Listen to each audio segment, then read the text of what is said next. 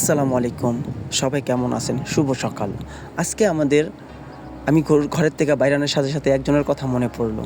তার ভিডিওটা আমি প্রায়ই দেখি। তো তার জন্য একটা গল্প আমি বলতে চাই। তো গল্পটা শুরু করতেছি। আশা করব সবাই মনোযোগ দিয়ে শুনবেন। একটা জঙ্গলে একটা সাধু বাবা ধ্যান করতেছিল। তো তার সামনে দিয়ে একটা বিড়ালের বাচ্চা হাইটা চইলা যায়। তো এই হাঁটার আওয়াজে তার ধ্যানটা ভেঙে যায়। সাধু বাবার ধ্যানটা ভেঙে যায়। তো তাকানোর সাথে সাথে দেখে একটা বিড়ালের বাচ্চা মাথায় হাত দেওয়ার সাথেই একটা সুন্দরী মেয়ে হয়ে যায়। তো এখন বলতেছে, বাবা কেমন আছেন? মেয়েটা বলতেছে, তো বাবাই বলতেছে, হ্যাঁ আমি অনেক ভালো আছি, তুমি কেমন আছো? বলে, তুমি কি চাও? বাবাই বলতেছে, তুমি কি চাও? বাবা, এখানে যে সবচেয়ে শক্তিশালী আমি তারই বিয়ে করতে চাই। তো বাবা আশেপাশে তাকায় দেখতেছে, এই জঙ্গলের ভিতরে সবচেয়ে শক্তিশালী কে? তো উপরের দিক তাকায় দেখলো সূর্য সবচেয়ে শক্তিশালী।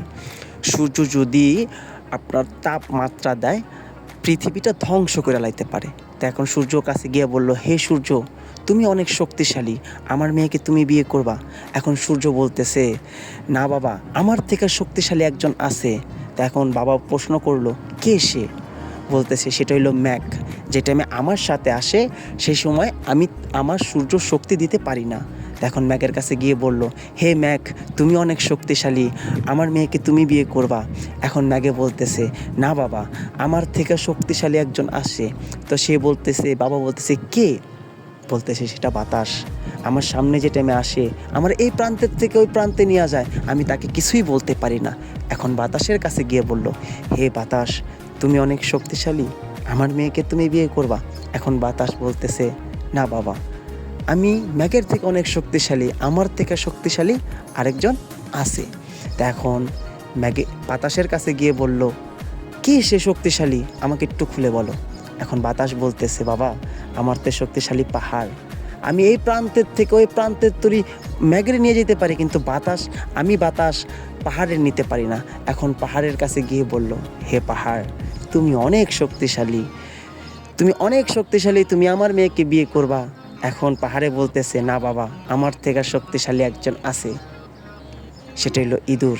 আমার বুকের মাঝখান থেকে এই প্রান্তের থেকে ওই প্রান্তরই খুঁজা চইলা যায়, আমি তারে কিচ্ছু বলতে পারি না। তাই এখন ইঁদুরের কাছে গিয়ে বলতেছে, হে ইঁদুর, তুমি কি অনেক শক্তিশালী, আমার মেয়েকে তুমি বিয়ে করবা? হে ইঁদুর, তুমি আমার মেয়েকে বিয়ে করবা? এখন ইঁদুর বলতেছে, না বাবা, আমার থেকে শক্তিশালী একজন আছে, সেটা হলো বিড়াল। ও আমাকে জানে মাইরা ফেলায়, আমি ওরে কিচ্ছুই বলতে পারি না। এখন বিড়ালের কাছে গিয়ে বলল, হে বিড়াল, তুমি অনেক শক্তিশালী, আমার মেয়েকে তুমি বিয়ে করবা? কয়, বাবা হ্যাঁ, আমি ইঁদুরের থেকে আমি বিড়াল অনেক শক্তিশালী, অফকোর্স আমি বিয়ে করবো আপনার মেয়েকে। এখন বলতেছে, ওকে ঠিক আছে, তা আমার মেয়ের কাছে যাই, আমার মেয়ের কাছে গিয়ে বলি। এখন মেয়ের কাছে গিয়ে বলল, দেখলাম এই পৃথিবী ঘুরা যে সবচেয়ে শক্তিশালী বিড়াল, তুমি কি এই বিড়ালরে বিয়ে করবা? তো এখন বলতেছে, হ্যাঁ বাবা, আমি বিড়ালরে বিয়ে করব।